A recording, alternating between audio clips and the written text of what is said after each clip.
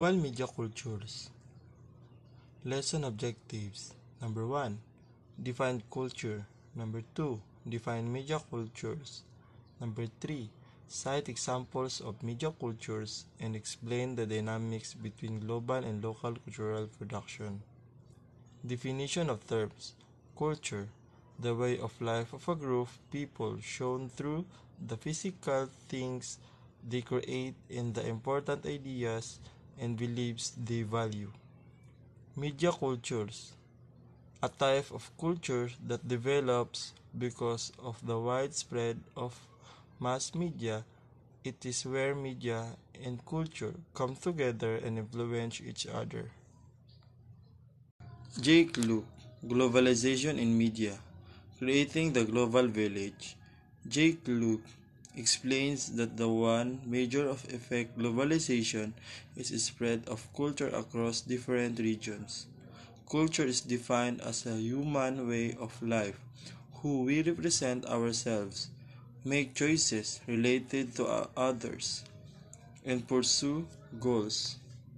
It appears through materials culture, physical objects like clothing and buildings, and non-materials culture, belief, tradition, and practices. Culture is expressed through symbol, language, values, what we see as good, beliefs, what we accept as true, practices, who we act, and norms, societies, rules, and expressions. Globalization and culture. Globalization. Although globalization is fast in modern times, the human desire to explore new spaces has existed since the beginning of humanity. Globalization helps share ideas, values, and way of life across countries, leading to the globalization of lifestyle, knowledge, and technologies. This movement of culture is often called cultural flows. Culture. There are different ways to view global culture flows. One view, cultural differentialism, believes that cultures remain unique and protected from outside influence, often due to strong barriers like religion or ideology. Huntington's 1996. Clash of Civilization. Theory even warns of possible conflict when cultures meet. Culture. Another view, cultural hybridization, sees globalization as a creative mix of global and local cultures, forming new cultural realities. Appadurai, 1996, Richter and Dean, 2015. These global flows are ethnoscape, movement of people, technoscape, fluid and interlinked global technology. Number 3, finances, capes movement of huge amount of money across nation states. Number 4, mediascape, fast production and transfer of information. Number 5, idioscape, movement of political image. Instead of clashing and conflicting cultures, amidst these global laws integrate or interpenetrate one another, give birth to a hybridized form that is unique from both its global and local origins, a process referred to as globalization. Another perspective sees globalization making cultures more similar, called cultural convergence. This leads to more uniform global cultures, often driven by cultural assimilation, dominant cultures influencing others.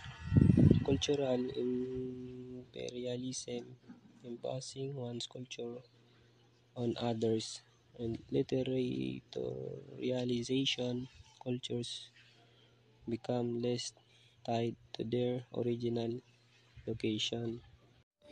Media culture. According to Lul, 2014, media is easier to defined that globalization simply meaning a way to convey messages or communicate. He identified 5 eras showing the link between media and globalization: oral communication, script, printing press, electronic media, and digital media. Lull emphasized that globalization would be unimaginable without media, as it plays a vital role in supporting economy, political, and cultural globalization. Media and Filipino. Filipinos are major consumers of media. 2016 studies showed 96% of Filipinos watch TV for about 4 hours daily. Archangel 2017. And digital media use has risen due to better internet access. By 2019, Filipinos ranked as the top social media users worldwide, spending over 10 hours online daily. Gonzalez 2019. Despite challenges like economic pressures, lack of cultural policies, and piracy, Filipinos continue to enjoy movies. Mati 2016, Chua 2019. Key question arise about media access. Who has access to media? Is access equal for everyone, especially marginalized group like farmers? There are also concerns about media production and consumption. Who decides what content is made? What culture are portrayed? Finally, issues of inclusion and representation are important. How are women, LGBTQ+, and vulnerable groups portrayed? Media consumption shapes identity. You are what you consume. Servias and Lee, 2003. In cultural hybridization, media production may be a strip of culture, dectoralized or globalized by removing local elements, or rectoralized, give new cultural meanings. Wang, 2002, cited by Servias and D. 2003.